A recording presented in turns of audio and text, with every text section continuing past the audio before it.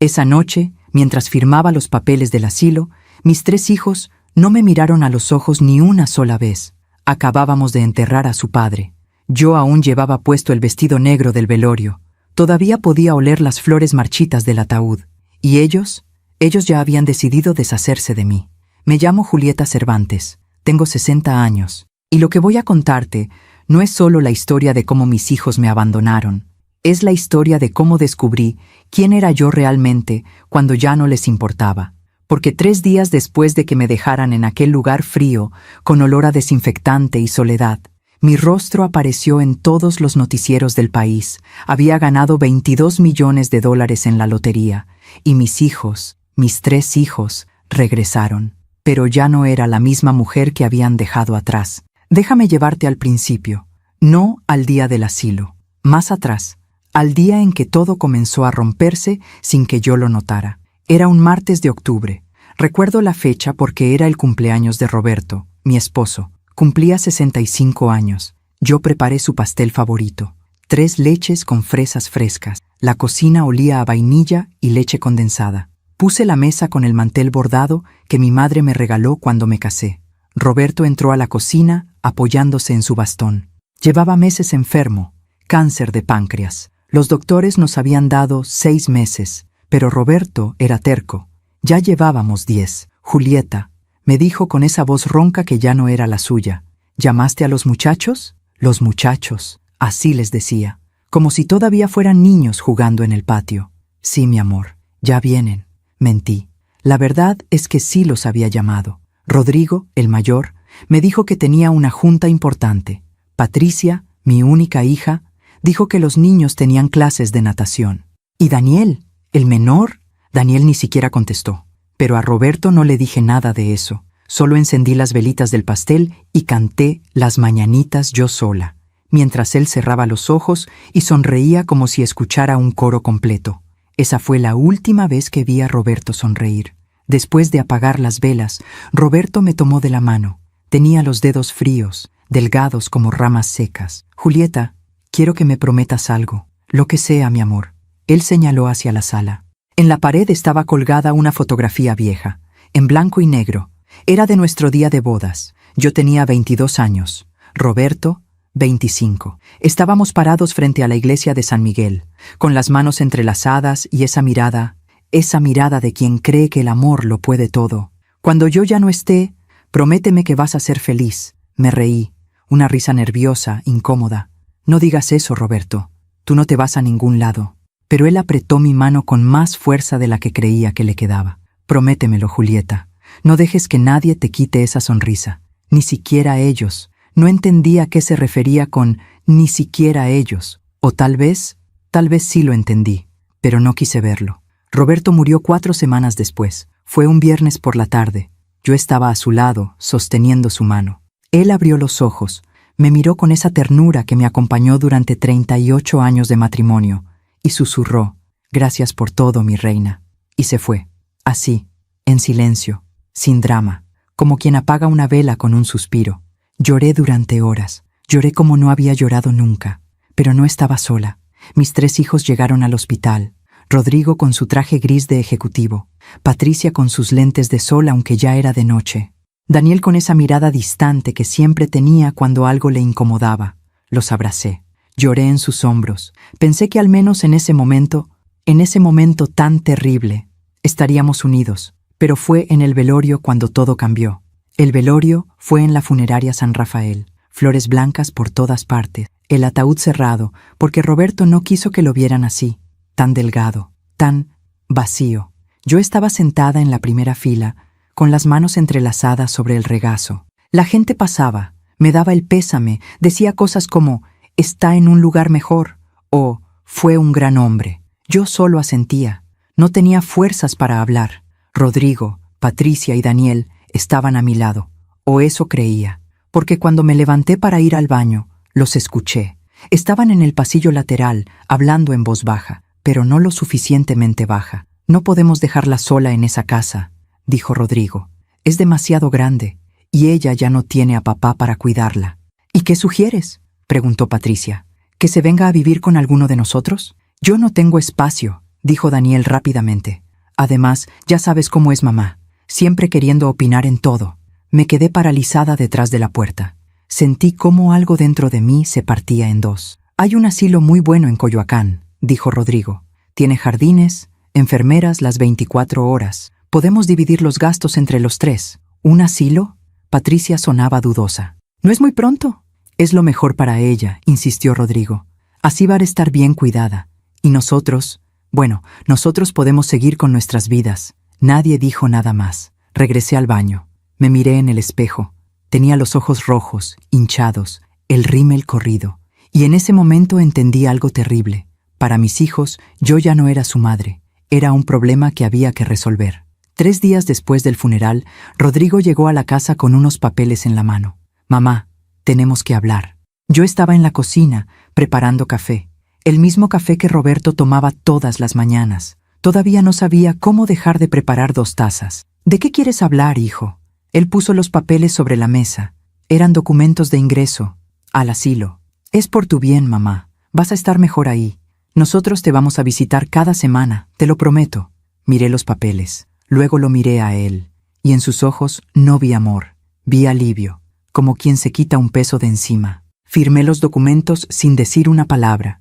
Y esa misma tarde me llevaron. Pero lo que ninguno de ellos sabía, lo que ni siquiera yo sabía en ese momento, era que en el bolsillo de mi abrigo llevaba un billete de lotería. Un billete que Roberto había comprado 2 semanas antes de morir. Y ese billete, ese maldito billete, iba a cambiarlo todo. A veces confiamos demasiado en quien no debemos. ¿Tú también te has decepcionado de alguien que amabas? Cuéntame tu historia en los comentarios. Quiero leerte. El asilo San Francisco de Asís estaba en una calle tranquila de Coyoacán. Tenía paredes color rosa pálido, ventanas con rejas blancas y un jardín pequeño con bugambilias moradas. Parecía un lugar agradable. Parecía. Rodrigo me acompañó hasta la recepción. Patricia y Daniel dijeron que tenían cosas que hacer. No los volví a ver ese día. Aquí va a estar muy bien, mamá, dijo Rodrigo mientras una enfermera revisaba mis papeles. Mira, tiene jardín. Puedes salir a caminar cuando quieras. Yo no dije nada. Solo abracé mi bolsa contra el pecho. Dentro llevaba 3 cosas. Mi cartera, una foto de Roberto y yo en Acapulco y el billete de lotería que él había comprado. No sé por qué no lo tiré. Tal vez porque era lo último que Roberto había tocado con sus propias manos. Tal vez porque en el fondo todavía quería creer en los milagros. La enfermera me llevó a mi habitación. Era pequeña. Una cama individual con sábanas blancas. Una mesita de noche. Una silla de plástico junto a la ventana. Las paredes estaban vacías, sin fotografías, sin recuerdos, sin nada que dijera, aquí vive Julieta Cervantes. Rodrigo puso mi maleta sobre la cama. Bueno, mamá, yo tengo que irme, pero te vengo a ver el domingo, ¿sí? Me dio un beso rápido en la frente, como quien cumple con un deber, y se fue. Me senté en la silla junto a la ventana y miré hacia afuera. El jardín estaba vacío. Solo había una señora mayor en silla de ruedas, dormida bajo la sombra de un árbol. Y fue ahí, en ese silencio pesado y extraño, cuando empecé a recordar cómo habían sido las cosas antes de la enfermedad, antes del velorio, antes de que mis hijos me miraran como si fuera un estorbo. Recordé cuando Roberto y yo éramos jóvenes, cuando todo era posible. Conocí a Roberto cuando yo tenía 21 años. Él trabajaba en una ferretería del centro. Yo acababa de terminar la preparatoria y ayudaba a mi padre en su taller de costura. Un día entré a la ferretería buscando hilo de cobre para una lámpara que mi padre estaba reparando. Roberto estaba detrás del mostrador. Tenía el cabello negro peinado hacia atrás, una camisa blanca remangada y esa sonrisa que me hizo olvidar por completo para qué había entrado. ¿En qué puedo ayudarle, señorita?, me preguntó. Yo me quedé muda. Literalmente. No pude hablar. Él se rió. No de mí, conmigo. ¿Hilo de cobre? Tenemos de varios calibres. Venga, le enseño. Me llevó al fondo de la tienda y me mostró los rollos de cable. Yo asentía sin escuchar una palabra. Solo podía pensar en lo bonitos que eran sus ojos. Color café oscuro, como el piloncillo. Compré 3 metros de cable que no necesitaba. Y volví al día siguiente. Y al otro. Y al otro. La 4ª vez que entré, Roberto me estaba esperando en la puerta. Ya sé que no viene por el cable, me dijo sonriendo. ¿Ah, no?, le dije fingiendo sorpresa. No, viene a verme a mí. Yo me puse roja como jitomate, pero no lo negué. Nos casamos 6 meses después. Roberto no era rico, no tenía estudios universitarios, no me prometió una casa grande ni viajes a Europa, pero me prometió algo que valía más que todo eso. Me prometió que nunca me dejaría sola, y cumplió. Durante 38 años, Roberto cumplió. Cuando nació Rodrigo, yo tuve complicaciones. Los doctores me dijeron que no podría tener más hijos. Roberto me abrazó esa noche en el hospital y me dijo: «Con 1 o con 10, Julieta, tú y yo somos una familia completa». Pero 2 años después quedé embarazada de Patricia, y 3 años más tarde, de Daniel. Los doctores lo llamaron un milagro. Roberto lo llamó terquedad de Dios. Criamos a nuestros 3 hijos en una casa de 2 pisos en la colonia del Valle. No era una mansión, pero tenía un patio trasero con un limonero que Roberto plantó cuando nació Rodrigo. Cada verano, ese árbol se llenaba de limones. Yo hacía limonada para los niños y agua de Jamaica para Roberto. Los domingos comíamos todos juntos. Yo cocinaba mole, arroz rojo, frijoles de la olla.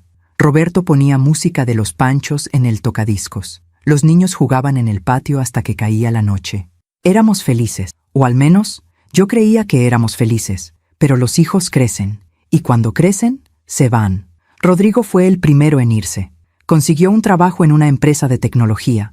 Se casó con una mujer llamada Valeria, que siempre me miraba como si yo fuera una campesina que no sabía comportarse. Se mudaron a una casa en Polanco. Dejó de visitarnos los domingos. «Estoy muy ocupado, mamá», me decía cada vez que lo llamaba. «Pero pronto nos vemos, te lo prometo». Patricia también se fue. Estudió diseño gráfico, se casó con un arquitecto, tuvieron 2 hijos, compraron una casa en Cuernavaca. Yo le preguntaba cuándo podía conocer a mis nietos. Ella me decía: «Cuando tengan un poco más de edad, mamá. Todavía están muy chiquitos». Los nietos ya tenían 5 y 7 años. Daniel, el menor, nunca se casó, nunca terminó la universidad. Trabajaba en una agencia de publicidad, pero cambiaba de trabajo cada 6 meses. Siempre tenía problemas de dinero. Siempre nos pedía prestado. Roberto le daba todo lo que podía. «Es nuestro hijo, Julieta», me decía cuando yo me quejaba. «No podemos dejarlo solo». Pero Daniel nunca nos devolvió ni un peso. Y cuando Roberto se enfermó, Daniel desapareció. Yo seguía en la casa, cocinaba, limpiaba, esperaba. Cada domingo ponía la mesa para 5 personas, aunque sabía que nadie vendría.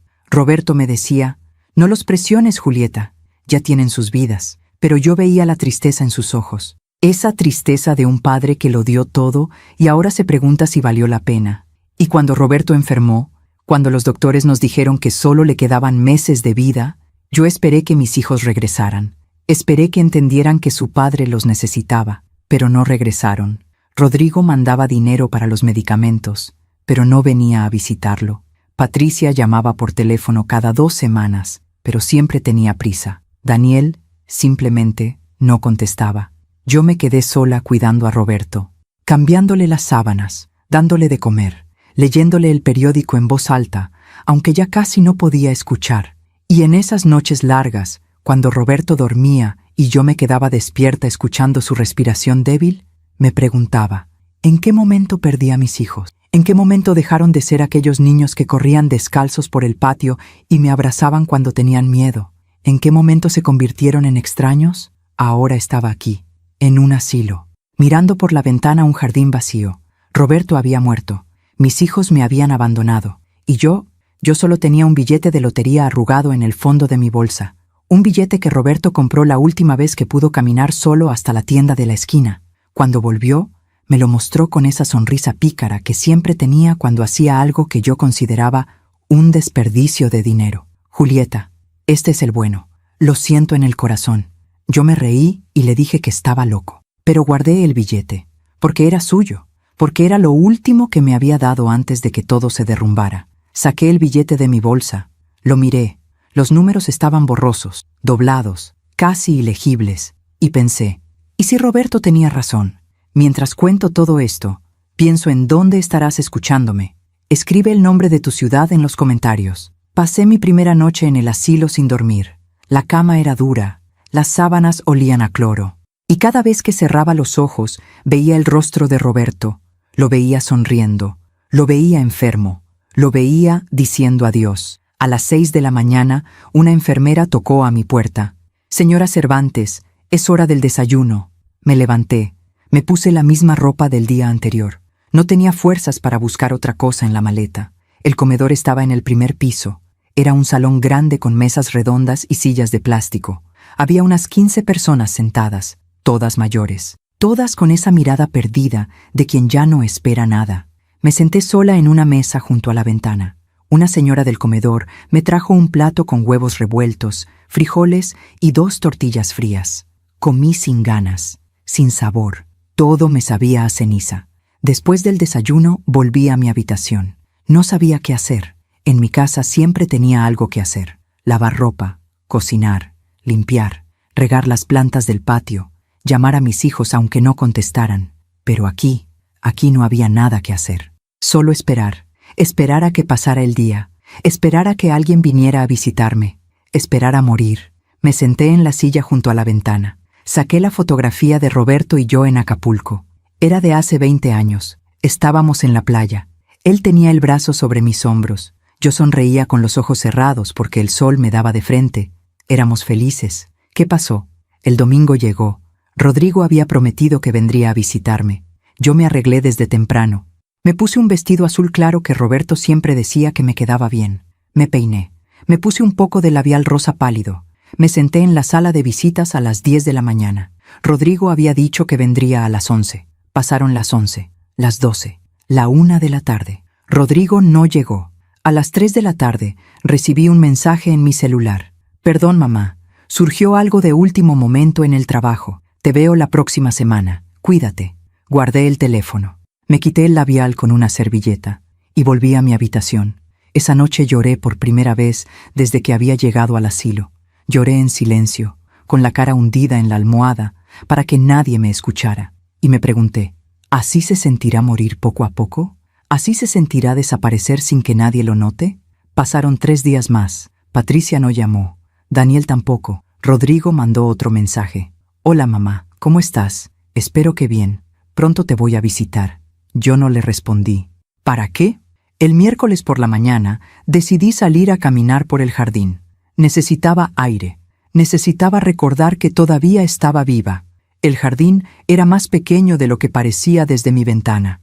Solo había un camino de piedra que rodeaba las bugambilias y 3 bancas de madera bajo los árboles. Me senté en una de ellas. Había una señora sentada en la banca de al lado. Era mayor que yo, tal vez 75 años. Tenía el cabello blanco recogido en un chongo y llevaba un suéter tejido de color verde. «Buenos días», me dijo con una sonrisa suave. «Buenos días», respondí sin ganas. «¿Llevas mucho tiempo aquí?», me preguntó. 4 días. Ella asintió. «Yo llevo 3 años. 3 años. No podía imaginarme estar aquí 3 años. Ni siquiera podía imaginarme 3 meses. ¿Tus hijos te visitan?», le pregunté. Ella sonrió, pero no era una sonrisa feliz. Era una sonrisa triste, resignada. Al principio sí. Los primeros meses venían cada semana, después cada 2 semanas, después una vez al mes. Ahora ya ni siquiera llaman. Su voz no temblaba. No había rencor, solo aceptación. «Pero ya me acostumbré», continuó. «Aquí una aprende que lo único que nos queda es nosotras mismas». No supe qué decirle. Solo asentí y miré hacia el cielo. Estaba nublado. Parecía que iba a llover. La señora se levantó despacio, apoyándose en su bastón. «Me llamo Socorro. Si necesitas hablar con alguien, aquí estaré». «No tengo muchas cosas que hacer». Se fue caminando despacio hacia el edificio. Yo me quedé sentada en la banca, mirando las bugambilias moverse con el viento. Y pensé en lo que Socorro había dicho. Lo único que nos queda es nosotras mismas. Esa tarde, mientras estaba en mi habitación, recordé el billete de lotería. Lo saqué de mi bolsa. Estaba más arrugado que antes. Los números casi no se veían. No sé por qué, pero de pronto sentí una necesidad urgente de verificarlo. No porque creyera que había ganado. Eso era imposible. Pero porque necesitaba hacer algo. Necesitaba sentir que todavía tenía algún control sobre mi vida. Busqué en mi celular la página de la Lotería Nacional. Encontré la sección de resultados. Escribí la fecha del sorteo.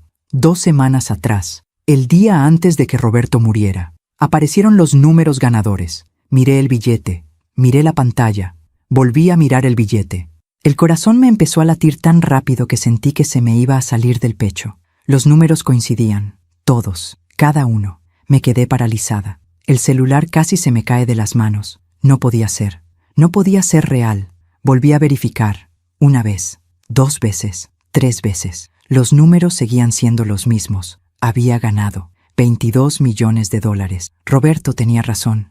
Me senté en la cama. El billete temblaba en mis manos. O tal vez era yo quien temblaba. $22 millones. ¿Qué se hace con $22 millones? ¿Qué hace una mujer de 60 años abandonada en un asilo con $22 millones?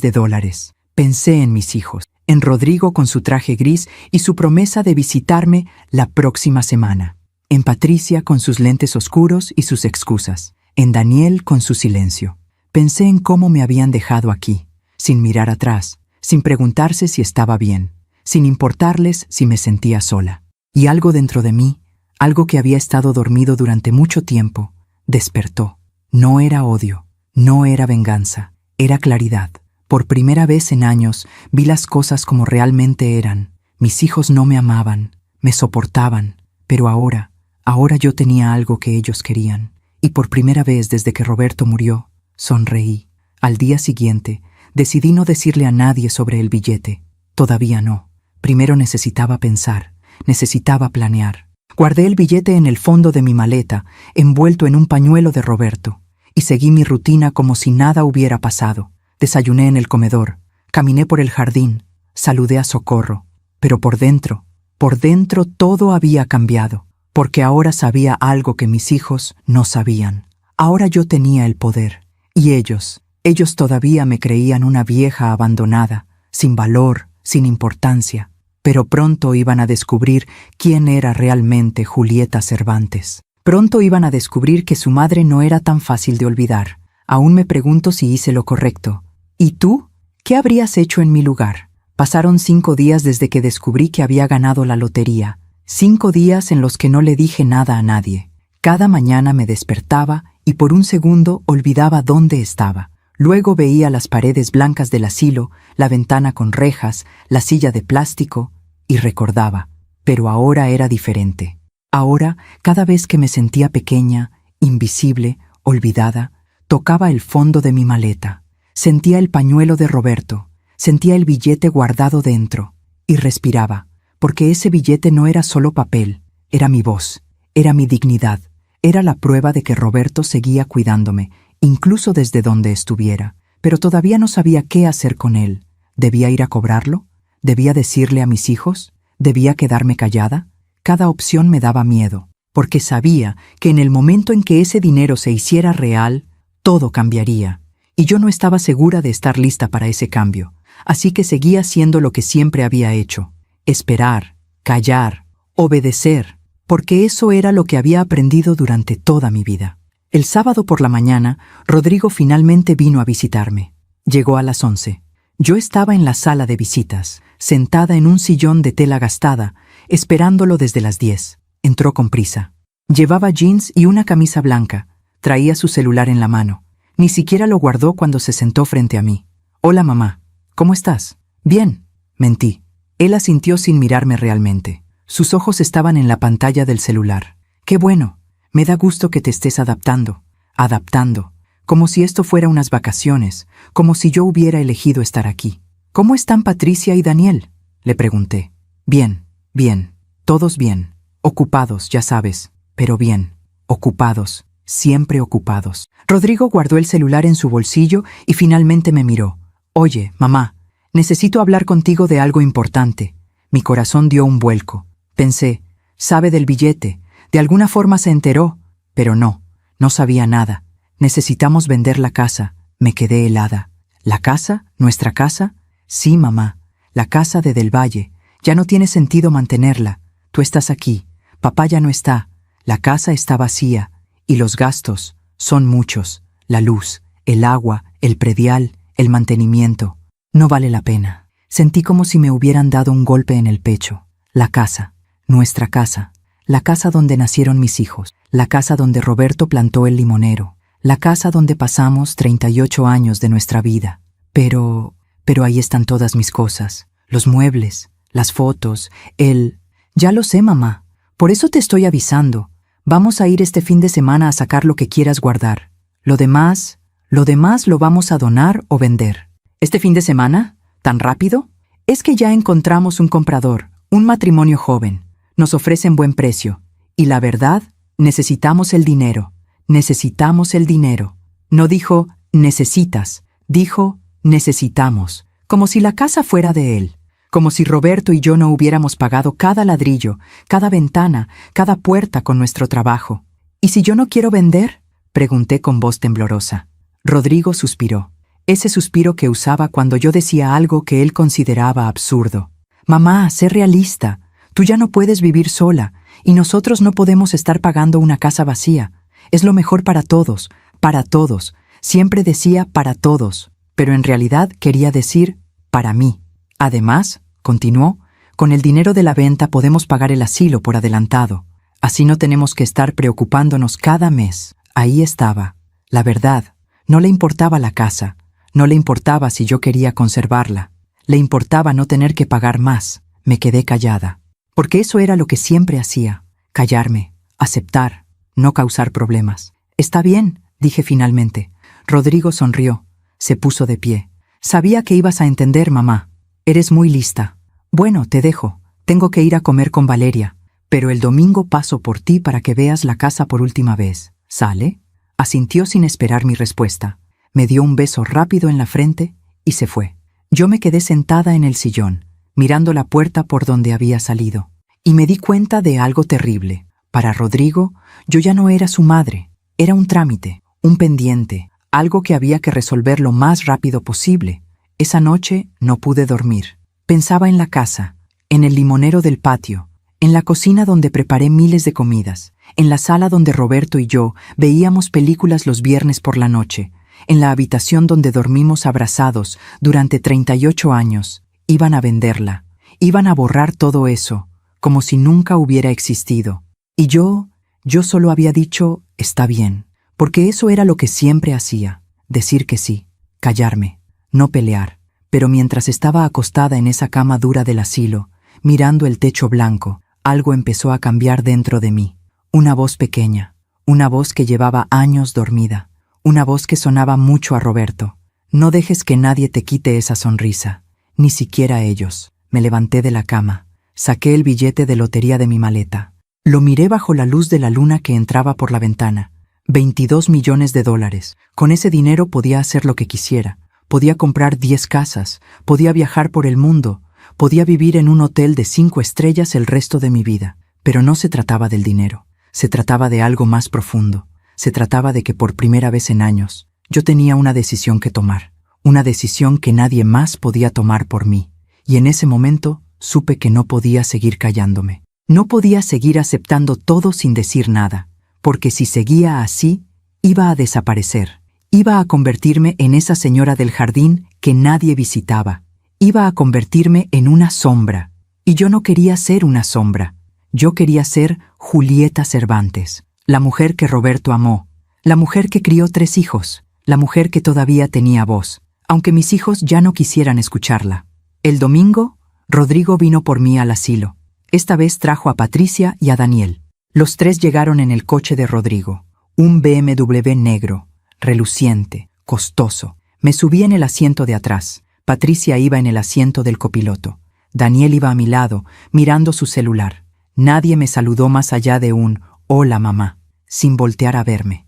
El camino a la casa fue silencioso. Rodrigo puso música en el estéreo, algo de rock en inglés. Yo miraba por la ventana. Las calles de la Ciudad de México pasaban rápido. Todo me parecía extraño, como si ya no perteneciera a este lugar. Cuando llegamos a la casa de Del Valle, sentí un nudo en la garganta. Ahí estaba, igual que siempre, la fachada amarilla, la puerta de madera, las ventanas con macetas de geranios que yo había plantado. Bajamos del coche.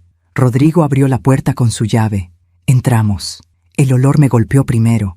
Olor a cerrado, a polvo, a abandono. Todo estaba igual. Los muebles, los cuadros, la mesa del comedor. Pero todo se sentía muerto, como si la casa supiera que la habíamos abandonado.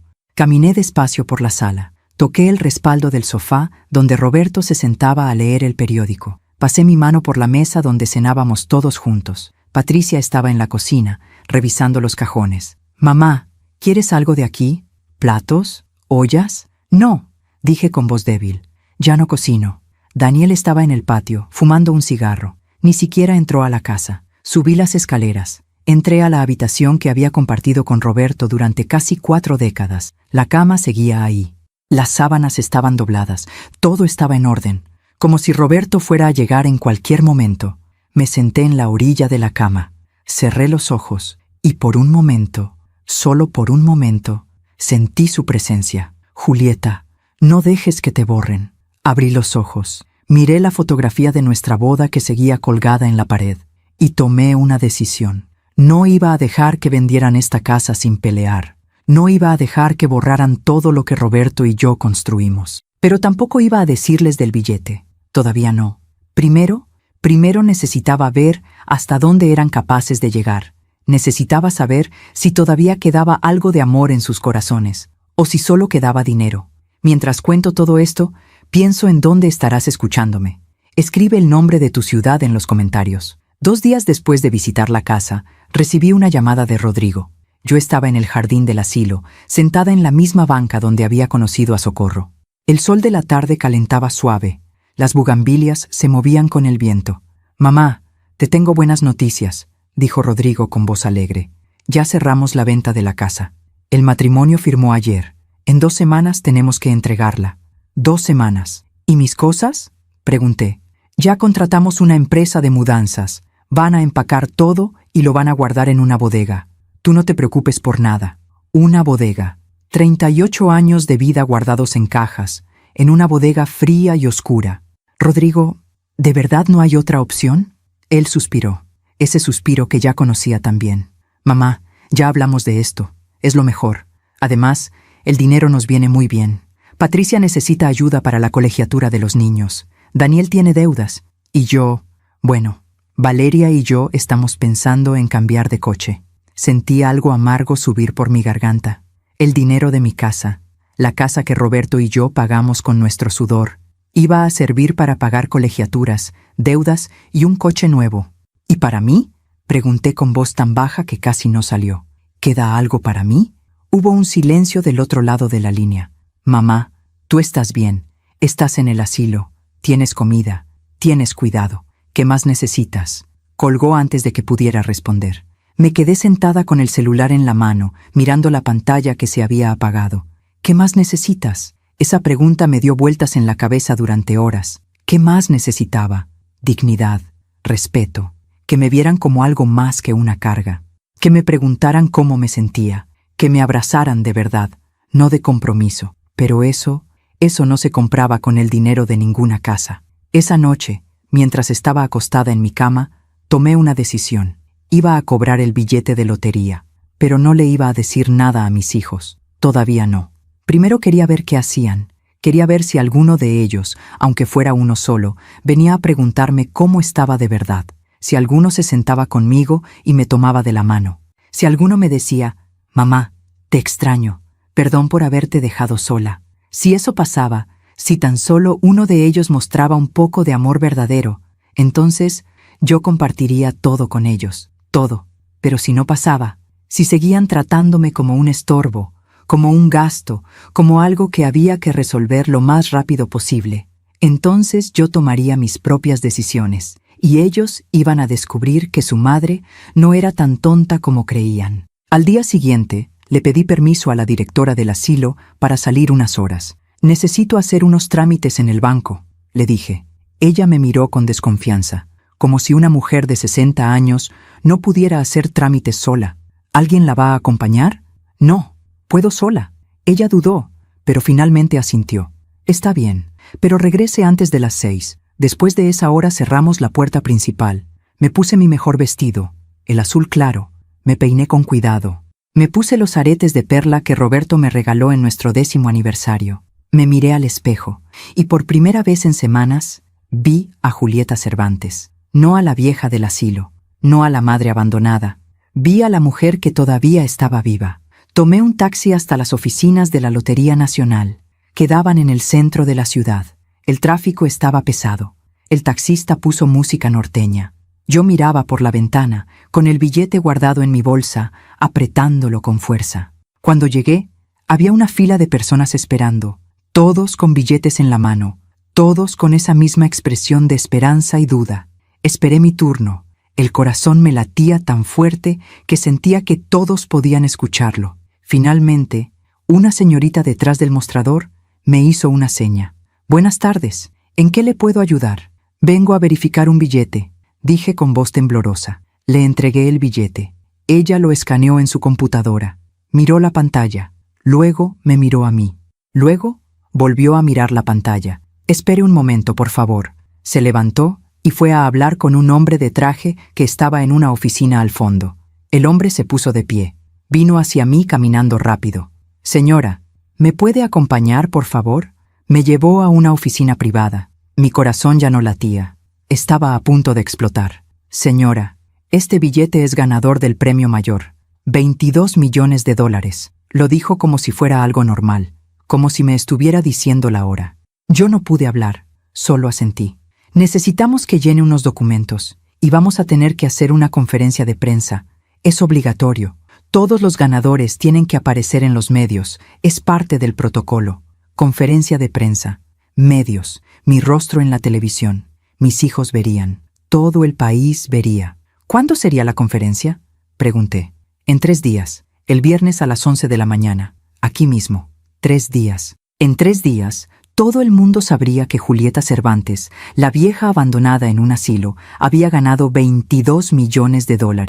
Y mis hijos también lo sabrían». «Está bien», dije. «Acepto». El hombre sonrió. «Excelente. Ahora vamos a proceder con los trámites. Necesito su identificación, su acta de nacimiento y...» Pasamos 2 horas llenando papeles. Firmé documentos que ni siquiera leí. Solo quería terminar. Solo quería salir de ahí antes de que todo se sintiera demasiado real. Cuando finalmente terminamos, el hombre me entregó un sobre manila. «Aquí tiene toda la información. El viernes a las 11 en punto. No llegue tarde. Y le recomiendo que venga con alguien de confianza. Va a ser un día muy largo». Tomé el sobre. Salí de la oficina. Bajé las escaleras despacio, agarrándome del barandal. Cuando salí a la calle, el sol ya estaba bajando. La ciudad estaba llena de ruido, de gente, de vida. Y yo me sentía como si estuviera flotando, como si todo esto le estuviera pasando a otra persona. Regresé al asilo justo antes de las 6. La directora me miró con esa misma cara de desconfianza. «¿Cómo le fue con sus trámites?» «Bien», dije. «Todo bien». Subí a mi habitación. Cerré la puerta. Me senté en la cama. Y entonces todo me cayó encima. Había ganado $22 millones. En 3 días, todo el mundo lo sabría. Mis hijos lo sabrían. Y cuando lo supieran, cuando vieran mi rostro en la televisión, sonriendo, sosteniendo ese cheque gigante, ¿qué iban a hacer? ¿Iban a alegrarse por mí? ¿Iban a venir corriendo a abrazarme?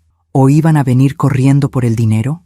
Ya sabía la respuesta. En el fondo, siempre la había sabido, pero una parte de mí, una parte pequeña y tonta, todavía quería creer que mis hijos me amaban más que al dinero. Todavía quería creer que cuando me vieran en la televisión, lo primero que pensarían sería: «Qué bueno que mamá está bien. Qué bueno que algo bueno le pasó después de todo lo que ha sufrido».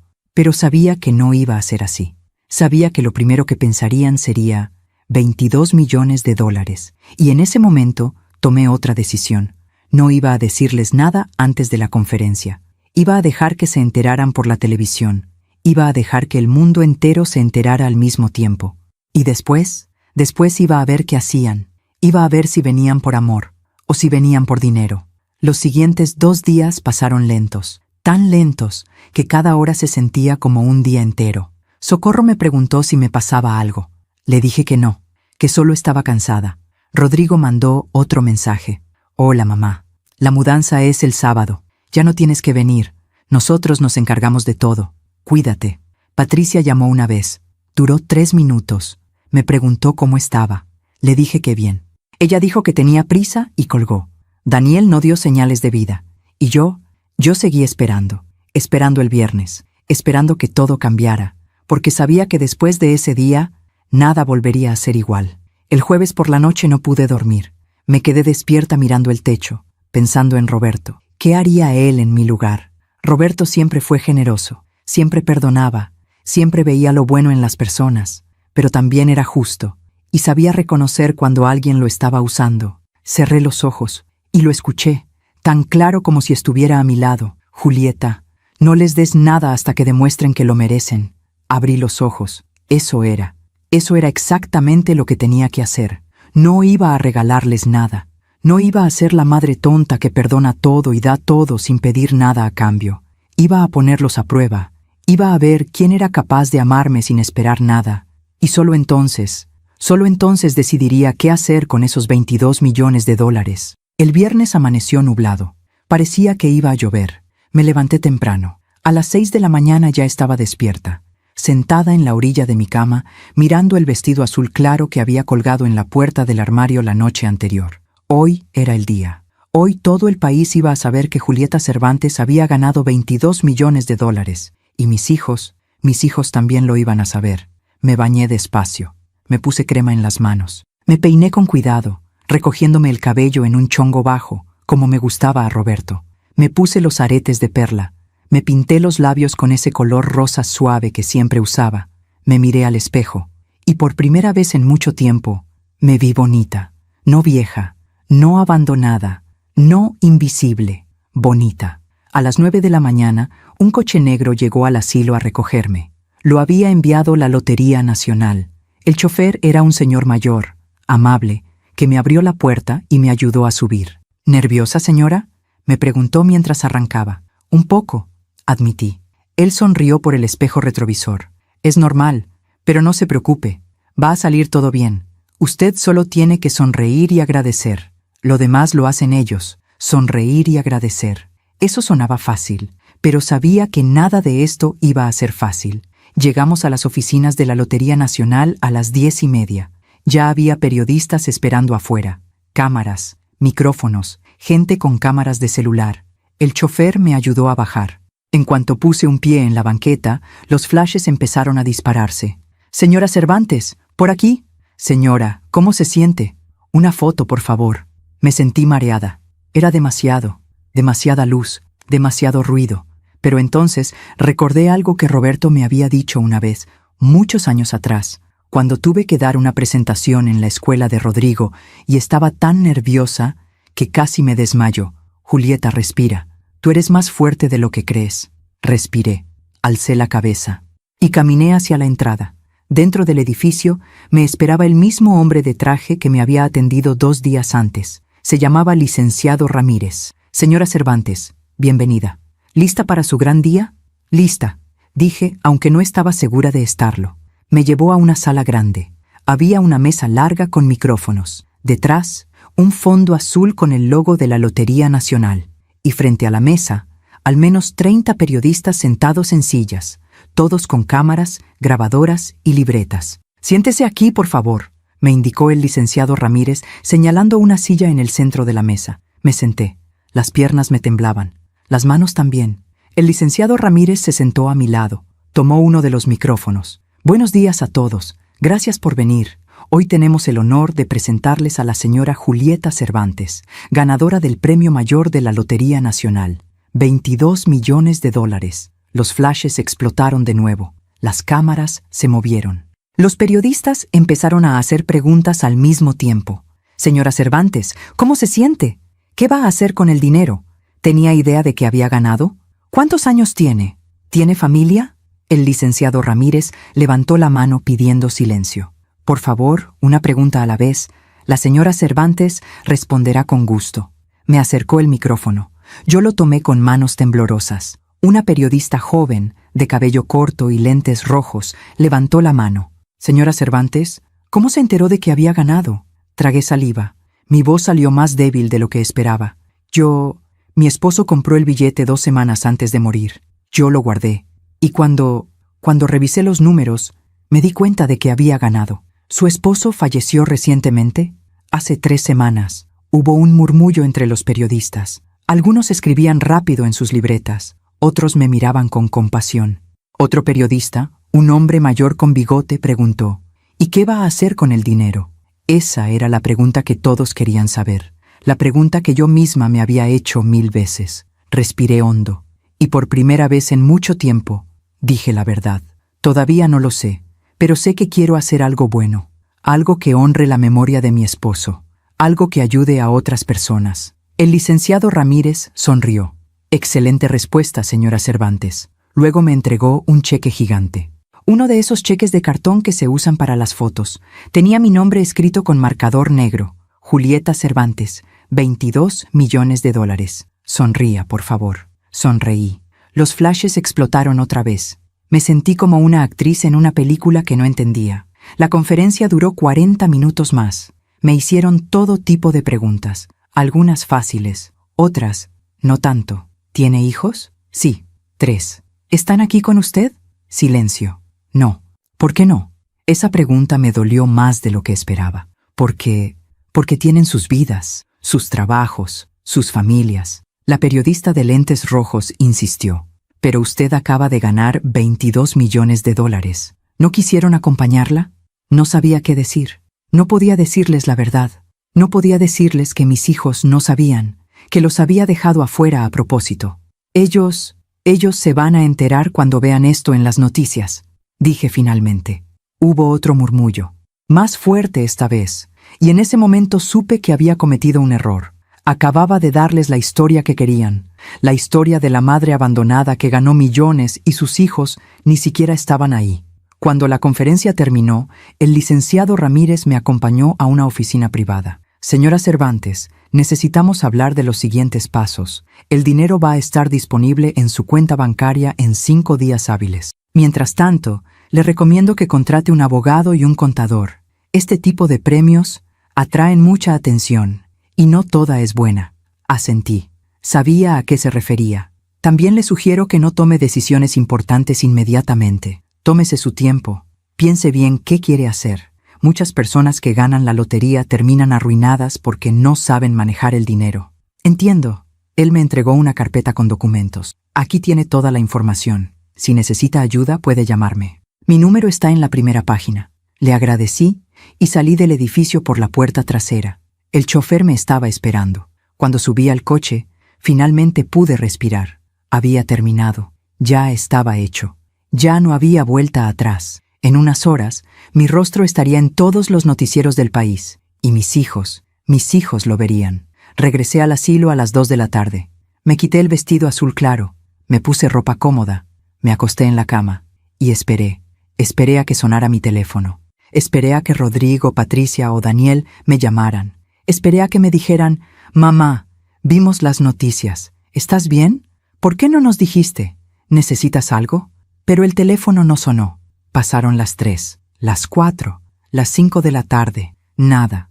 A las 6 encendí la televisión de la sala común del asilo. Puse el canal de noticias, y ahí estaba yo, mi rostro llenando la pantalla, sonriendo, sosteniendo el cheque gigante. El conductor del noticiero decía, «Una historia conmovedora. Julieta Cervantes, de 60 años, ganó 22 millones de dólares en la lotería apenas 3 semanas después de que falleciera su esposo. Lo más sorprendente, sus 3 hijos ni siquiera sabían que su madre había ganado.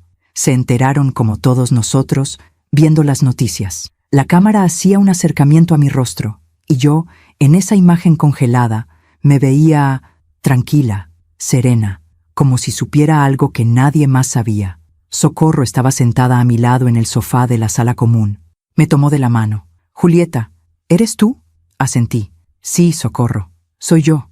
Ella me miró con los ojos llenos de lágrimas. «Dios mío, 22 millones de dólares. ¿Y tus hijos no sabían?» «No». «¿Y ya te llamaron?» Miré mi celular. La pantalla seguía apagada. «No, todavía no». Socorro apretó mi mano. «Van a llamar. Ya verás. En cuanto vean las noticias, van a venir corriendo». Yo sonreí. Una sonrisa triste. «Sí, Socorro. Van a venir corriendo». Pero no sabía si vendrían por mí o por el dinero. A las 7 de la noche, mi teléfono finalmente sonó. Era Rodrigo. Dejé que sonara 3 veces antes de contestar. «¿Mamá?» Su voz sonaba extraña, agitada, como si hubiera estado corriendo. «Dígame, Rodrigo». «Mamá, acabo de ver las noticias. ¿Es verdad? ¿Ganaste la lotería?» Sí. Hubo un silencio largo. ¿Y por qué no nos dijiste? Porque quería ver si venías a visitarme sin saber que tenía dinero. Otro silencio, más largo, más incómodo. Mamá, yo iba a ir. Es que he estado muy ocupado. Ya lo sé, hijo. Siempre estás muy ocupado. No digas eso. Sabes que te quiero. ¿De verdad, Rodrigo? ¿De verdad me quieres? ¿O me quieres ahora porque tengo 22 millones de dólares? Él no respondió. Y en ese silencio, en ese largo y terrible silencio, encontré la respuesta que ya sabía. Voy para allá, dijo finalmente. Voy a ir al asilo ahora mismo. Tenemos que hablar. No hace falta, Rodrigo. Mañana nos vemos, con calma. Pero mamá, mañana, Rodrigo. Descansa. Yo también necesito descansar. Colgué antes de que pudiera decir algo más. 2 minutos después, sonó otra vez. Era Patricia, luego Daniel. Los tres llamaron esa noche, y los tres dijeron las mismas palabras. Mamá, tenemos que hablar. El sábado amaneció con lluvia, una lluvia suave, constante, que golpeaba contra la ventana de mi habitación como pequeños dedos pidiendo entrar. Yo llevaba despierta desde las 5 de la mañana. No había podido dormir.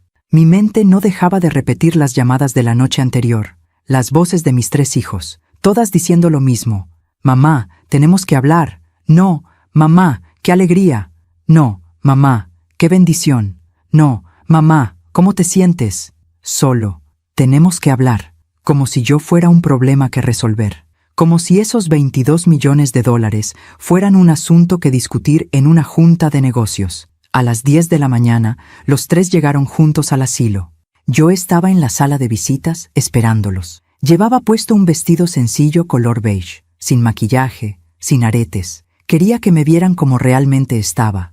Una mujer de 60 años, cansada, sola, abandonada. Quería que sintieran algo, aunque fuera vergüenza. Rodrigo entró primero. Traía un paraguas cerrado en una mano. Llevaba pantalones de vestir y una camisa azul. Parecía que venía de una reunión importante. Detrás de él venía Patricia. Traía lentes oscuros aunque estaba lloviendo, un suéter blanco de cachemira, zapatos caros, y al final, Daniel, con jeans rotos, una sudadera gris y esa mirada de niño perdido que siempre tenía cuando necesitaba algo. Los 3 se sentaron frente a mí. Ninguno me abrazó. Ninguno me preguntó cómo había dormido. Rodrigo fue el primero en hablar. Mamá, necesitamos hablar sobre lo que pasó ayer. Ya lo sé, dije con calma. Por eso están aquí. Patricia se quitó los lentes. Tenía los ojos hinchados. ¿Había llorado? ¿O simplemente no había dormido? Mamá, ¿por qué no nos dijiste que habías ganado la lotería? Porque quería saber si venían a verme sin saber que tenía dinero. Silencio. Rodrigo se inclinó hacia adelante. Mamá, eso no es justo. Nosotros te queremos. Siempre te hemos querido. El dinero no tiene nada que ver. Lo miré directamente a los ojos. ¿De verdad, Rodrigo? ¿De verdad no tiene nada que ver? Porque hace una semana me dijiste que tenías que vender mi casa porque necesitabas dinero. Y ahora que yo tengo dinero, aparecen los 3 juntos, al mismo tiempo, para hablar. Patricia bajó la mirada. Daniel se rascó la nuca. Ese gesto que siempre hacía cuando estaba nervioso. Mamá, es que esto es muy fuerte, dijo Patricia con voz temblorosa. Es mucho dinero. Y tú estás sola. Necesitas ayuda para manejarlo. ¿Ayuda? Repetí. ¿O necesitan que les dé una parte? Rodrigo se puso tenso. No es eso, mamá. Entonces dime, Rodrigo, ¿qué es? Él suspiró, se pasó la mano por el cabello, y finalmente dijo la verdad. Mamá, ese dinero debería ser de todos. Papá era nuestro padre también. Si él compró ese billete, si él ganó, entonces nosotros también tenemos derecho. Sentí como si me hubieran abofeteado. ¿Derecho? Dije con voz que empezaba a quebrarse. ¿Ustedes creen que tienen derecho? Sí, dijo Rodrigo con firmeza. Somos tus hijos, somos familia.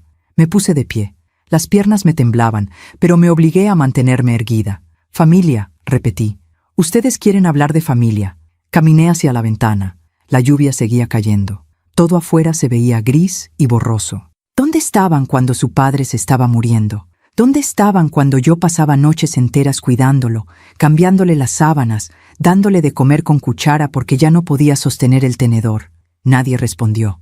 ¿Dónde estaban en el velorio? Ustedes 3, parados en el pasillo, planeando meterme a un asilo, como si yo fuera basura, como si ya no sirviera para nada. Mamá, no fue así. empezó a decir Patricia. Sí fue así, grité, y mi voz retumbó en toda la sala. Yo los escuché decir que era lo mejor para mí, que así ustedes podían seguir con sus vidas. Patricia empezó a llorar, pero no eran lágrimas de arrepentimiento, eran lágrimas de incomodidad, de vergüenza de haber sido descubierta. Me dejaron aquí, continué. Me trajeron a este lugar y me abandonaron. Rodrigo prometió que vendría a visitarme cada semana. No vino. Patricia dijo que me llamaría. No llamó. Y Daniel ni siquiera contestó el teléfono. Daniel seguía con la mirada en el piso. Y ahora, dije volviendo a sentarme frente a ellos, ahora que tengo dinero, ahora sí soy importante. Ahora sí soy familia. Rodrigo se frotó el rostro con las manos. Mamá, entiendo que estés enojada. Tienes razón. No hemos sido los mejores hijos, pero podemos cambiar. ¿Pueden qué, Rodrigo? ¿Pueden fingir que me quieren a cambio de dinero? Él no respondió. Patricia se secó las lágrimas con un pañuelo. Mamá, no es así. Nosotros sí te queremos, solo que la vida es difícil. Tengo que pagar la escuela de los niños. Rodrigo tiene gastos, Daniel tiene deudas. Y tú ahora tienes tanto dinero que no lo vas a poder gastar ni en 100 años. ¿Qué tiene de malo que nos ayudes? Ahí estaba, la verdad desnuda. No venían por amor, venían por dinero. Me quedé en silencio durante un largo rato. Los tres me miraban esperando que dijera que sí, que les diera lo que querían. Pero yo ya había tomado una decisión. Ese dinero, dije con voz firme, no es suyo, es mío. Roberto lo compró para mí, y yo voy a decidir qué hacer con él. ¿Y qué vas a hacer?, preguntó Rodrigo con un tono que ya no era amable. Era duro, casi amenazante. Voy a crear una fundación. Los tres me miraron sin entender. Una fundación en nombre de Roberto, para ayudar a personas mayores que han sido abandonadas por sus familias, para darles dignidad, para que no terminen como yo, olvidadas en un asilo mientras sus hijos venden sus casas y se gastan el dinero en coches nuevos. Rodrigo se puso de pie de golpe. ¿Estás loca? ¿Vas a regalar todo ese dinero? No lo voy a regalar, lo voy a usar para algo bueno. Pero nosotros somos tu familia, gritó Patricia. Nosotros deberíamos ser tu prioridad. La miré a los ojos y sentí algo que nunca había sentido antes, decepción profunda, absoluta, irreparable. Ustedes dejaron de ser mi prioridad el día que me dejaron aquí sin mirar atrás. Daniel finalmente habló. Su voz era suave, casi un susurro. Mamá, ¿de verdad no nos vas a dar nada? Lo miré. Mi hijo menor, el que siempre había sido mi consentido, el que Roberto defendía cuando yo me quejaba de que no terminaba nada, el que siempre tenía una excusa, una deuda, un problema. Daniel, si te doy dinero ahora, ¿qué vas a hacer con él? Él bajó la mirada. No lo sé. Pagar mis deudas, supongo. ¿Y después? Después, no sé, mamá. Empezar de nuevo. ¿Cuántas veces has empezado de nuevo, Daniel? ¿Cuántas veces tu padre y yo te dimos dinero para que empezaras de nuevo? Él no respondió. Si te doy dinero, continué, en 6 meses vas a regresar pidiendo más, y luego más, y luego más, hasta que no quede nada. Y cuando ya no haya nada, vas a desaparecer otra vez. Sus ojos se llenaron de lágrimas, pero no dijo nada, porque sabía que era verdad. Rodrigo tomó su paraguas. Está bien, mamá. Si esa es tu decisión, allá tú. Pero que quede claro, no esperes que vengamos a visitarte. No esperes que te llamemos. Si no nos consideras tu familia, entonces tú tampoco eres la nuestra. Sus palabras me dolieron más de lo que jamás podría explicar. Pero no lloré. No les di esa satisfacción. Entiendo, dije simplemente. Patricia se puso de pie también. Se puso los lentes oscuros. Adiós, mamá. No dijo hasta luego. Dijo adiós. Daniel fue el último en levantarse. Me miró una última vez. Y por un segundo, solo por un segundo, vi al niño que había sido.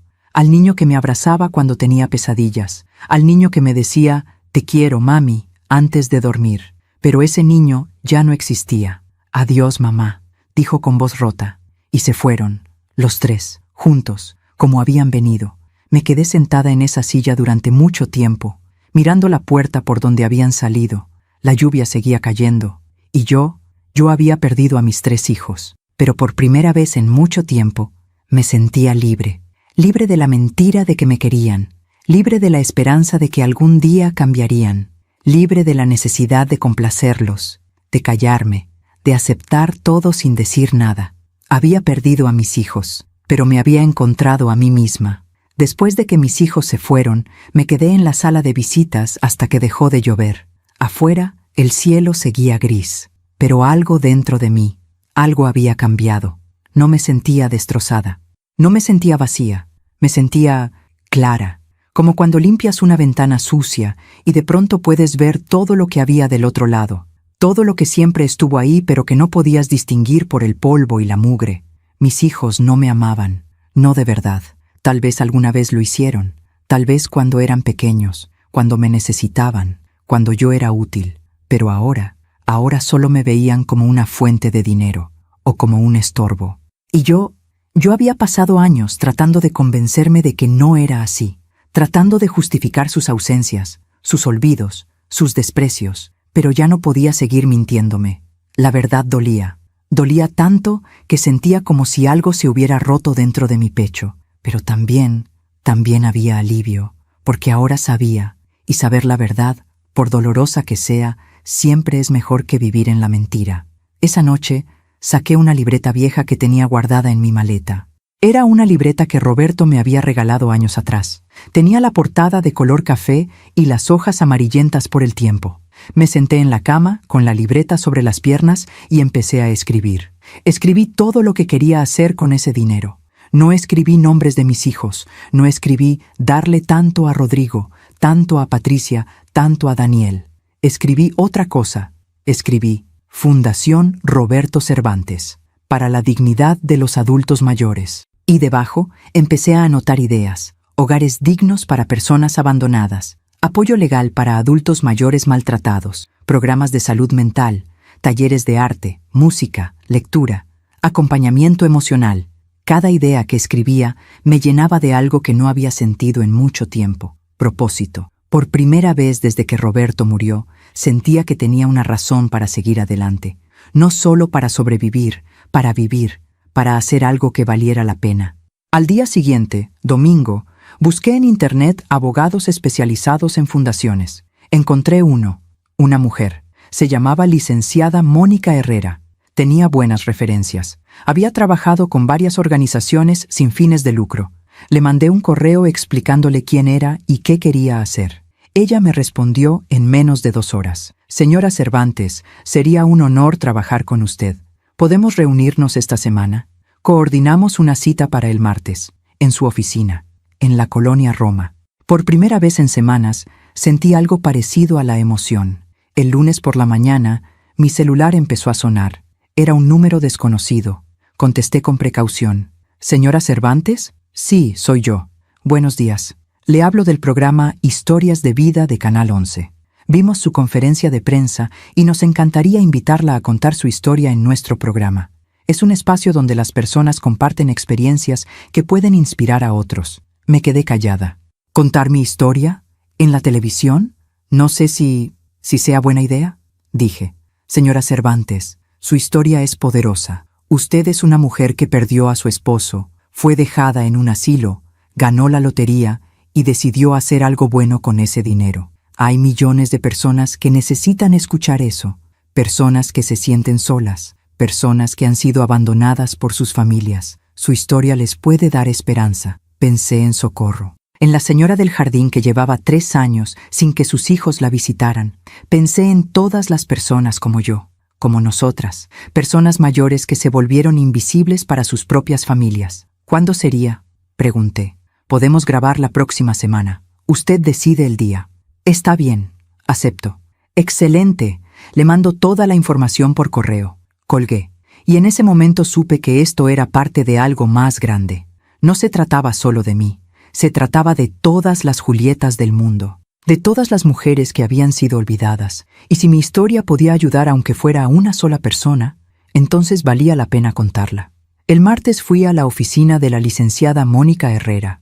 Era una mujer joven, de unos 35 años, cabello oscuro recogido en una coleta, lentes de pasta, sonrisa amable. Señora Cervantes, es un placer conocerla, me dijo, estrechando mi mano con firmeza. Leí sobre usted en las noticias. Su historia me conmovió mucho. Nos sentamos en su oficina. Era pequeña, pero acogedora. Había plantas en las ventanas, libros en los estantes, una foto de ella con una señora mayor que supuse era su madre. «Cuénteme», dijo Mónica, abriendo una libreta. «¿Qué quiere hacer exactamente con la fundación?» Le conté todo. Le hablé de Roberto, de cómo me habían abandonado mis hijos, de cómo había ganado la lotería, de cómo había decidido que ese dinero no era para mí sola, era para algo más grande. Ella escuchó sin interrumpir. Tomaba notas de vez en cuando, y cuando terminé de hablar, me miró con los ojos brillantes. «Señora Cervantes, lo que usted quiere hacer es hermoso, y yo voy a ayudarla a hacerlo realidad». Pasamos 3 horas discutiendo detalles. Mónica me explicó todo el proceso legal, los trámites, los permisos, las responsabilidades. «El dinero va a estar protegido», me dijo. «Nadie va a poder tocarlo, ni siquiera usted. Una vez que esté en la fundación, solo se podrá usar para los fines que usted establezca». «¿Y mis hijos?», pregunté. «¿Podrían, no sé, demandarme? ¿Intentar quitarme el dinero?». Mónica negó con la cabeza. «El billete estaba a su nombre. Usted es la única beneficiaria. Legalmente ese dinero es suyo. Y una vez que esté en la fundación, ellos no tendrán ningún derecho sobre él». Respiré aliviada. «¿Cuánto tiempo tomará?», pregunté. «Si todo sale bien, en 3 meses la fundación estará operando. Mientras tanto, podemos empezar a buscar el primer proyecto. ¿Tiene alguna idea?». Pensé en el asilo San Francisco de Asís, en Socorro, en todas las personas que vivían ahí, esperando visitas que nunca llegaban. «Quiero empezar aquí», dije, «en el asilo donde estoy. Quiero mejorar las instalaciones, traer talleres, actividades, hacer que las personas se sientan vivas». Mónica sonrió. «Me parece perfecto. Empezaremos por ahí». Cuando regresé al asilo esa tarde, me sentía diferente. Ya no era la vieja abandonada, ya no era la madre rechazada. Era Julieta Cervantes, fundadora de la Fundación Roberto Cervantes, una mujer con una misión. Socorro me esperaba en el jardín. «¿Cómo te fue?», me preguntó con esa sonrisa dulce que siempre tenía. «Bien, Socorro». «Muy bien». Me senté a su lado en la banca. «Socorro, ¿te gustaría que este lugar fuera diferente? ¿Más bonito? ¿Con más actividades?». Ella me miró confundida. «¿A qué te refieres?». «A que voy a invertir dinero aquí, en este asilo, para que todos tengamos una vida mejor». Sus ojos se llenaron de lágrimas. «¿De verdad, Julieta?». «De verdad». Ella me abrazó, y fue el abrazo más sincero que había recibido en mucho tiempo, más sincero que cualquiera que mis hijos me hubieran dado. Esa noche, antes de dormir, saqué la fotografía de Roberto y yo en nuestra boda. La miré durante mucho tiempo, 2 jóvenes sonriendo frente a una iglesia, creyendo que el amor lo podía todo. Y tal vez sí podía. Tal vez el amor no siempre venía de donde uno esperaba. Tal vez no siempre venía de los hijos o de la familia de sangre. Tal vez el amor estaba en hacer el bien, en ayudar, en construir algo que durara más que uno mismo. «Gracias, Roberto», susurré, tocando su rostro en la fotografía. «Gracias por cuidarme, incluso desde donde estés». Y por primera vez desde que había muerto, sentí que estaba cerca, no de forma física, pero de alguna otra manera que no podía explicar. Estaba en cada decisión que yo tomaba, en cada paso que daba hacia adelante. Y sabía que estaría orgulloso. Al día siguiente recibí un mensaje de Rodrigo. «Mamá, necesitamos hablar. Esto no puede quedar así. Llámame». No le respondí, porque ya no había nada que hablar. Yo había tomado mi decisión, y era una decisión desde el amor, pero no el amor ciego y complaciente que había tenido antes. Era un amor con límites, con dignidad, con respeto hacia mí misma. Y si ellos no podían entenderlo, entonces ese era su problema, no el mío. Porque yo ya había aprendido algo que me había tomado 60 años entender. No puedes obligar a nadie a amarte, pero sí puedes elegir cómo vivir con esa verdad. Y yo había elegido vivir con propósito, con paz, con la certeza de que estaba haciendo lo correcto. Y eso era más valioso que cualquier cantidad de dinero. Pasaron 6 meses. 6 meses desde que mis hijos salieron de esa sala de visitas y me dijeron que ya no era su familia. 6 meses desde que tomé la decisión de crear la Fundación Roberto Cervantes. Y en esos 6 meses, todo cambió. No de la noche a la mañana, no de forma mágica, pero sí de forma real, tangible, visible. La fundación ya era una realidad. Mónica, la abogada, había hecho un trabajo increíble. Todos los papeles estaban en orden, todos los permisos aprobados. Y lo mejor de todo, ya habíamos empezado a trabajar. El Asilo San Francisco de Asís fue nuestro primer proyecto.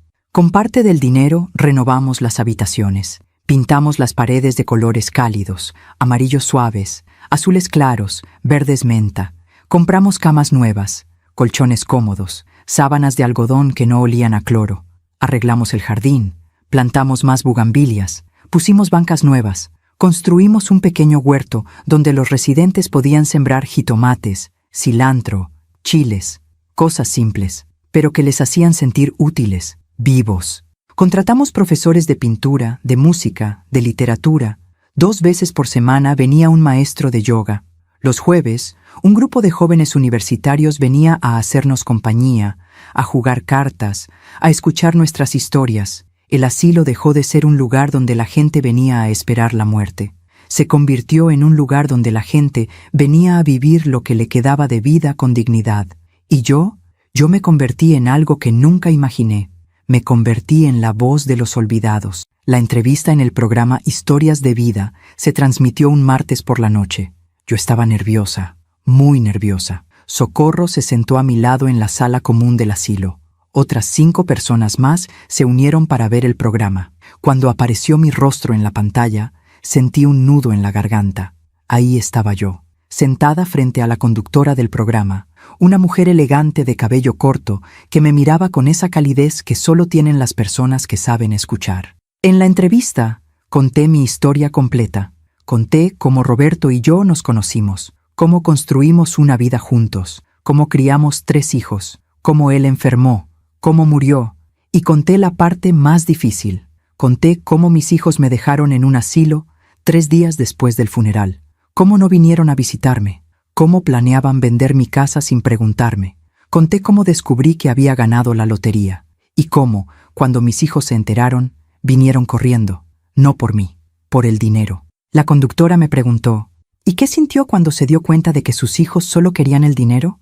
En la pantalla, mi rostro se veía tranquilo, sereno. Sentí tristeza, respondí, mucha tristeza, pero también sentí claridad. Por primera vez en años, vi la verdad, y aunque dolió, también me liberó. ¿Y no les ha dado nada del dinero? No, y no lo haré, porque darles dinero no cambiaría quiénes son, solo los haría más cómodos en su egoísmo. ¿Y qué hizo con el dinero? Entonces mi rostro en la pantalla se iluminó con una sonrisa. Creé una fundación en nombre de mi esposo, para ayudar a personas mayores que han sido abandonadas, porque yo descubrí algo importante. Cuando tus propios hijos te olvidan, el mundo no tiene por qué olvidarte también.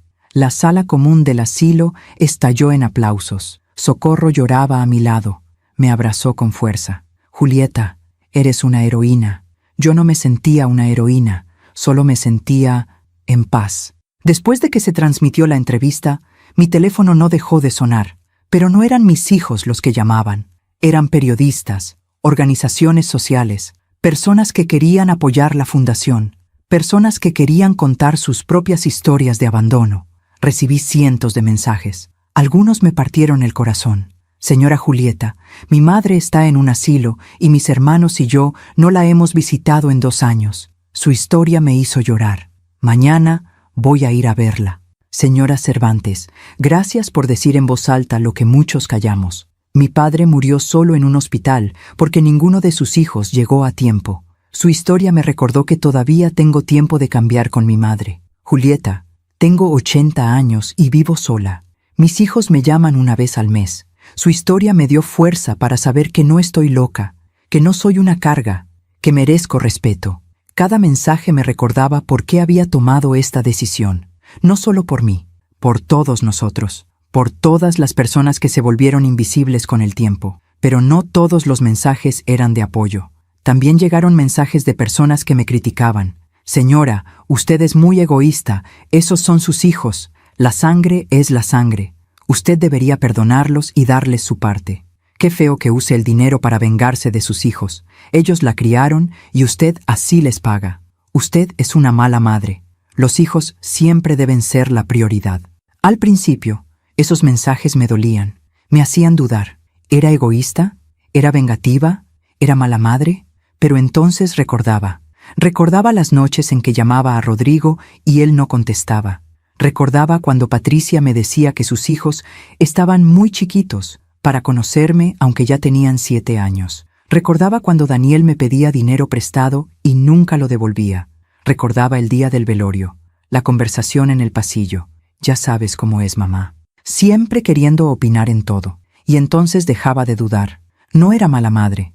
Era una madre que finalmente había aprendido a ponerse límites a sí misma y a los demás.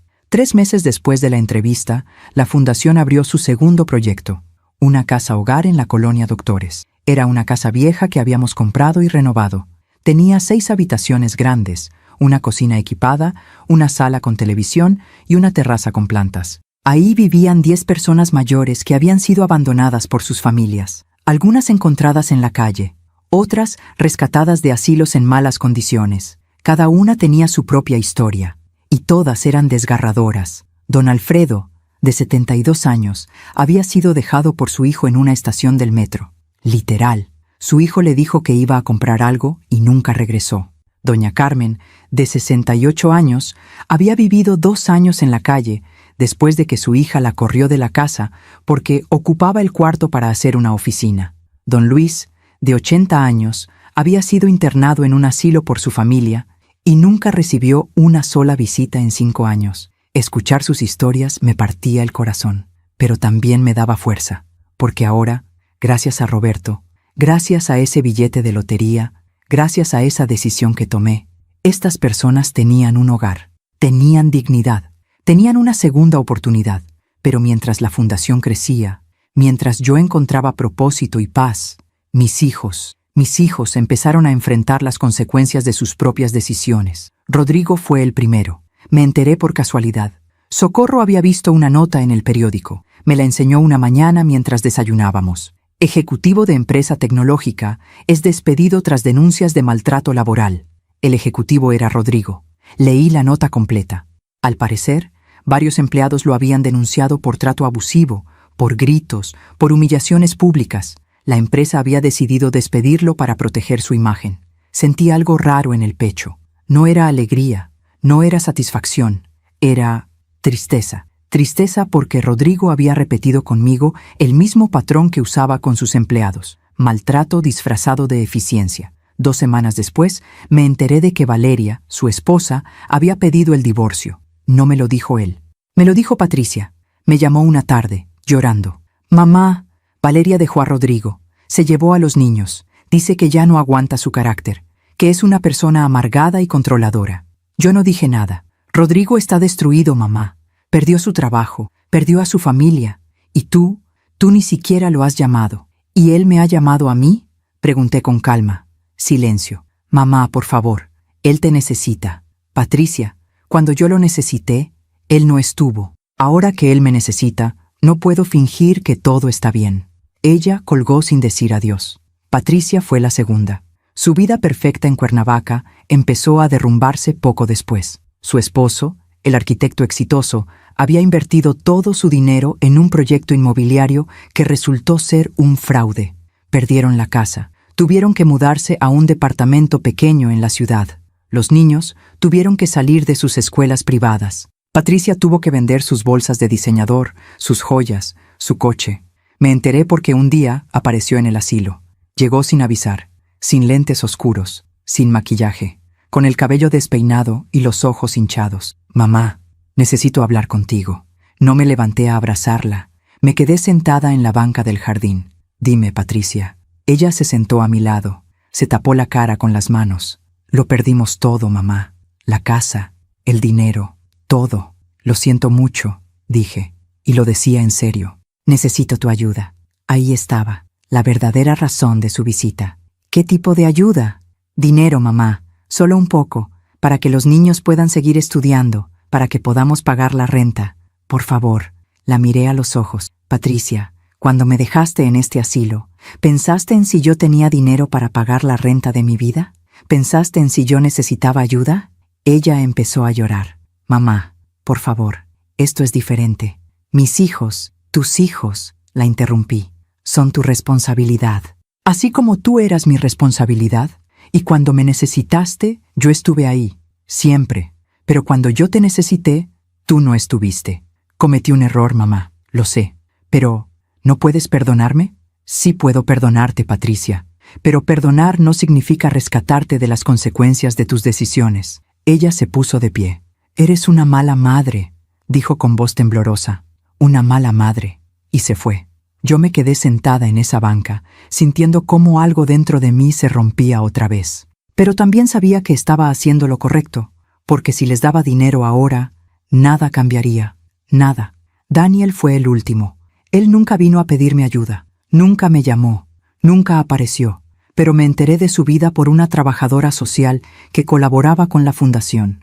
Daniel había caído en una depresión profunda. Había perdido su trabajo. Había acumulado más deudas. Vivía en un cuarto rentado en Nesa, solo, sin amigos, sin familia. La trabajadora social me preguntó si quería que lo contactara, que le ofreciera ayuda de la fundación. No, dije, déjalo. Él tiene que tocar fondo para poder levantarse. Sonaba cruel, lo sé, pero no lo era. Era amor, amor duro, amor que no rescata, amor que permite que la otra persona enfrente sus propias decisiones y aprenda de ellas. Porque si yo lo rescataba ahora, ¿qué estaría enseñándole? Que no importa qué tan mal se porte, que no importa cuánto daño haga, siempre habrá alguien que lo salve. Y eso no era amor, eso era complicidad. Una noche, mientras estaba acostada en mi cama, pensé en mis 3 hijos. Rodrigo, solo en un departamento, sin trabajo, sin esposa, sin hijos. Patricia, luchando por sobrevivir, vendiendo sus cosas, enfrentando la realidad de que el dinero no era eterno. Daniel, hundido en la depresión, pagando las deudas de años de irresponsabilidad. Y me pregunté, ¿era esto justicia o era crueldad? Entonces recordé algo que Roberto me había dicho una vez, muchos años atrás. Estábamos hablando de Daniel. Él acababa de pedirnos dinero otra vez. Yo quería dárselo. Roberto dudaba. Julieta, me dijo, a veces el mayor acto de amor es decir que no, porque cuando rescatas a alguien de las consecuencias de sus decisiones, no lo estás ayudando, lo estás condenando a repetir los mismos errores una y otra vez. En ese momento, no lo entendí. Pensé que Roberto estaba siendo duro, pero ahora lo entendía perfectamente. Mis hijos no estaban sufriendo por mi culpa, estaban sufriendo por las suyas. Rodrigo había maltratado a tanta gente que finalmente la vida le devolvió ese maltrato. Patricia había vivido en una burbuja de apariencias y comodidad sin valorar lo que realmente importaba. Daniel había huido de la responsabilidad toda su vida hasta que ya no tuvo a dónde huir. La vida simplemente les estaba cobrando sus deudas. Y yo no podía interferir en ese proceso, porque si lo hacía, si los rescataba ahora, nunca aprenderían. Y nunca cambiarían. Alguna vez Rodrigo me llamó loca cuando le dije que no le daría dinero. Años después, vi esa misma mirada vacía en sus ojos cuando apareció en las noticias después de ser despedido. Esa mirada de alguien que finalmente entiende que el mundo no gira a su alrededor. Alguna vez Patricia me dijo que yo era egoísta por no pensar en mis nietos. Meses después, ella tuvo que explicarles a esos mismos nietos por qué ya no podían tener todo lo que querían, y aprendió lo que yo siempre supe. Que los niños no necesitan cosas caras, necesitan amor, presencia y ejemplo. Alguna vez Daniel me ignoró cuando más lo necesité, y ahora él estaba viviendo esa misma soledad, ese mismo abandono, y tal vez, solo tal vez, eso lo haría despertar. La vida siempre cobra sus deudas, siempre, no de forma inmediata, no de forma obvia, pero siempre. Y yo no sentía alegría al ver sufrir a mis hijos, de verdad que no, pero tampoco sentía culpa, porque había aprendido algo fundamental. No puedes salvar a quien no quiere ser salvado, y no puedes amar a alguien más de lo que ellos se aman a sí mismos. Pasaron los meses, la fundación siguió creciendo, abrimos un 3er proyecto, luego un 4. Yo me convertí en la presidenta de la fundación, daba entrevistas, visitaba proyectos, hablaba con autoridades, me reunía con otras organizaciones. Me convertí en alguien que importaba, no por el dinero, por el trabajo, por la misión. Y mis hijos, ellos seguían su propio camino, un camino que yo ya no podía ni quería controlar, porque finalmente había entendido algo que me tomó 60 años aprender. El amor verdadero no es complacer, no es rescatar, no es callar. El amor verdadero es permitir que el otro enfrente sus propias consecuencias. Es poner límites, es decir la verdad aunque duela. Es soltar. Y es confiar en que, al final, cada quien encuentra su propio camino. Aunque ese camino no sea el que nosotros hubiéramos elegido para ellos. Han pasado 2 años desde que gané la lotería. 2 años desde que mis hijos salieron de mi vida. 2 años desde que tomé la decisión más difícil y más liberadora de toda mi existencia. Hoy tengo 62 años y por primera vez en mucho tiempo me siento joven, no joven de cuerpo. Mi espalda sigue doliendo por las mañanas. Mis rodillas crujen cuando subo escaleras. Mis manos tienen manchas que antes no tenían. Pero mi alma está viva, porque descubrí algo que nunca imaginé. La vida no termina cuando tus hijos se van. La vida no termina cuando tu esposo muere. La vida no termina cuando pierdes todo lo que creías importante. La vida empieza de nuevo, cada vez que tú decides que empiece. La Fundación Roberto Cervantes es ahora una de las organizaciones más reconocidas en el país. Tenemos 7 casas hogar en diferentes estados. Hemos ayudado a más de 200 personas mayores a recuperar su dignidad. Hemos dado talleres de derechos humanos. Hemos asesorado legalmente a familias. Hemos creado redes de apoyo. Y lo más importante, hemos hecho que miles de personas se den cuenta de que envejecer no significa desaparecer. Yo me convertí en la cara de la fundación. Pero no porque quisiera fama, sino porque entendí que mi historia podía abrir puertas, podía tocar corazones, podía cambiar vidas. Cada vez que doy una conferencia, cuento mi historia completa, sin vergüenza, sin resentimiento, solo con la verdad. Y siempre termino diciendo lo mismo. Si mi historia ayuda a una sola mujer a abrir los ojos, habrá valido la pena. Hace 3 meses recibí una carta. Era de Daniel. La carta estaba escrita a mano. La letra temblaba en algunas partes. Se notaba que había llorado mientras escribía. Decía: «Mamá, sé que no merezco que me leas. Sé que no merezco tu perdón. Pero necesito escribirte aunque no me respondas. He tocado fondo, mamá. Perdí todo. Mi trabajo, mi departamento, mis amigos, todo. Y en medio de esa oscuridad, finalmente entendí algo. Yo fui quien se perdió a sí mismo. Nadie más. Yo. Durante años te culpé. Culpé a papá, culpé a Rodrigo y a Patricia, culpé al mundo entero de mis problemas, pero la verdad es que yo elegí ser irresponsable. Yo elegí huir. Yo elegí no esforzarme. Y cuando tú me dijiste que no me ibas a dar dinero, me enojé tanto. Pensé que eras cruel, que eras egoísta, pero ahora entiendo que fue el acto de amor más grande que pudiste hacer por mí, porque si me hubieras dado dinero, yo seguiría siendo el mismo. Seguiría esperando que alguien me rescatara. Seguiría viviendo como un niño de 40 años. Pero al decirme que no, me obligaste a verme al espejo. Y no me gustó lo que vi. Estoy en terapia ahora, mamá. Voy 3 veces por semana. Estoy trabajando en mí mismo, en entender por qué soy como soy, en cambiar. No te pido dinero. No te pido que me rescates. Solo te pido que sepas que finalmente lo entendí. Y que te amo. Y que perdón. Perdón por no haber estado cuando papá murió. Perdón por haberte abandonado. Perdón por haber sido tan egoísta. No espero que me respondas. Solo necesitaba decírtelo. Con amor, Daniel. Leí la carta 3 veces. Lloré las 3 veces, porque sentí algo que no había sentido en mucho tiempo. Esperanza. Esperanza de que tal vez Daniel sí podía cambiar.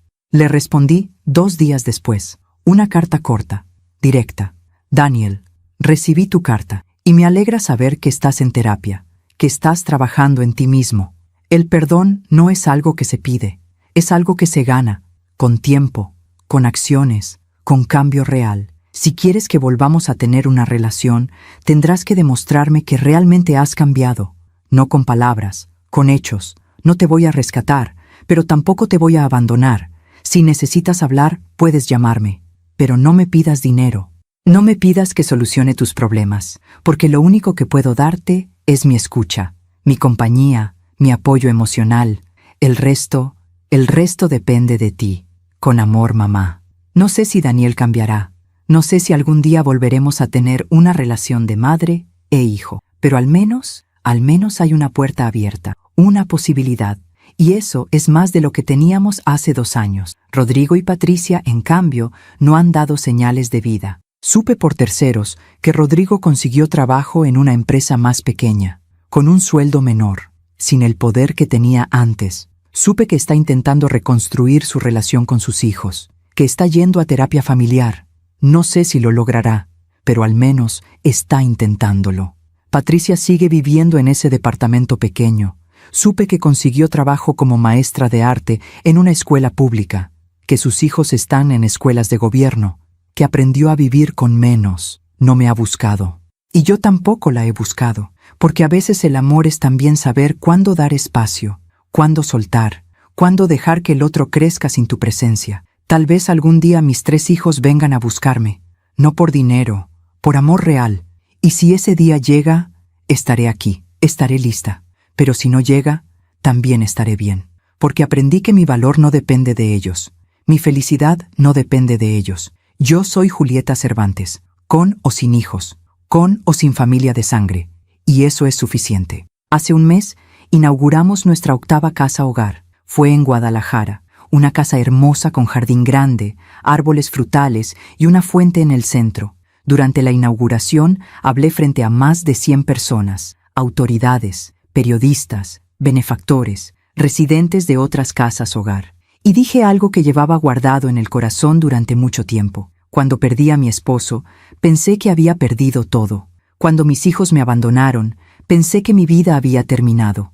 Cuando me dejaron en un asilo, pensé que ya no valía nada. Pero descubrí algo. La vida no termina cuando otros deciden que ya no eres importante. La vida continúa, y tú tienes el poder de decidir qué hacer con ella. Yo decidí convertir mi dolor en propósito, mi abandono en misión, mi soledad en compañía para otros. Y hoy puedo decirles con toda certeza, soy más feliz ahora que nunca antes en mi vida. No porque tenga dinero, no porque sea famosa, no porque mis hijos hayan regresado, sino porque finalmente me encontré a mí misma. Finalmente entendí que mi vida tiene valor, que mi voz importa, que mi existencia hace una diferencia. Y si yo, una mujer de 62 años que fue abandonada y olvidada, pude levantarme y construir algo hermoso, entonces cualquiera puede hacerlo. Nunca es tarde para empezar de nuevo. Nunca es tarde para elegir la dignidad. Nunca es tarde para ser feliz. Las personas se pusieron de pie. Aplaudieron durante 5 minutos. Socorro estaba en primera fila, llorando de orgullo. Y yo sentí la presencia de Roberto, tan clara, tan real, como si estuviera parado a mi lado, sonriendo, diciéndome, «Lo lograste, mi reina, lo lograste». Esta mañana, antes de que amaneciera, fui al jardín del asilo. Me senté en mi banca favorita, la misma donde conocí a Socorro hace 2 años. El cielo estaba empezando a ponerse rosa, los pájaros cantaban, las bugambilias se movían con el viento fresco de la mañana. Saqué la fotografía de Roberto y yo en nuestra boda, esa fotografía vieja, en blanco y negro, que ha estado conmigo todo este tiempo. La miré y sonreí. «Gracias, mi amor», susurré. «Gracias por ese billete. Gracias por seguir cuidándome. Gracias por enseñarme que el amor verdadero nunca muere, solo se transforma». El viento sopló más fuerte y sentí como si Roberto me hubiera abrazado. Cerré los ojos, respiré profundo y dejé que ese momento se grabara en mi memoria. Porque estos eran los momentos que importaban, no los grandes eventos, no las entrevistas, no los reconocimientos, sino estos momentos pequeños, estos momentos de paz, estos momentos donde sabes, sin ninguna duda, que estás exactamente donde debes estar. Si estás escuchando mi historia y te sientes sola, si te sientes olvidada, si sientes que tu vida ya no tiene sentido porque tus hijos te dejaron, o porque tu pareja murió, o porque el mundo decidió que ya no eres importante, quiero que sepas algo. Tu vida no ha terminado. Tu valor no depende de nadie más que de ti misma. Tienes el poder de elegir, de empezar de nuevo, de construir algo hermoso con lo que te queda. No será fácil. Habrá días en los que querrás rendirte. Habrá noches en las que llorarás. Habrá momentos en los que te preguntarás si vale la pena. Pero sí vale la pena. Te lo prometo. Sí vale la pena. Porque hay gente que te necesita. Hay propósito esperándote. Hay vida todavía por vivir. Y tú Tú mereces vivirla con dignidad, con alegría, con paz. No importa cuántos años tengas, no importa cuánto hayas sufrido, no importa quién te haya abandonado. Tú sigues siendo valiosa, tú sigues siendo importante, tú sigues siendo suficiente. Han pasado 2 años desde aquella noche en el asilo, cuando descubrí que había ganado $22 millones. 2 años desde que decidí no darles nada a mis hijos. 2 años desde que creé la Fundación Roberto Cervantes. Y si pudiera regresar el tiempo, ¿haría algo diferente? No, no haría nada diferente, porque estas decisiones me trajeron hasta aquí, hasta este momento, hasta esta vida que nunca imaginé, pero que ahora no cambiaría por nada. Perdí a mis hijos, es verdad, y eso todavía me duele. Probablemente me dolerá siempre, pero gané algo mucho más valioso. Me gané a mí misma, y eso es algo que nadie me podrá quitar jamás. Me llamo Julieta Cervantes, tengo 62 años, y esta es mi historia. Una historia de pérdida, de traición, de dolor, pero también una historia de resurrección, de dignidad, de amor propio. Una historia que demuestra que nunca es tarde para empezar de nuevo, que nunca es tarde para ser feliz, que nunca es tarde para vivir. Gracias por escucharme hasta el final. Si esta historia tocó tu corazón, suscríbete y activa la campanita para escuchar más historias de mujeres que transformaron su dolor en sabiduría. Cada día, una mujer, una lección de vida. Comparte esta historia con alguien que amas. A veces, una historia así puede cambiar todo un día. Que Dios te bendiga y hasta la próxima.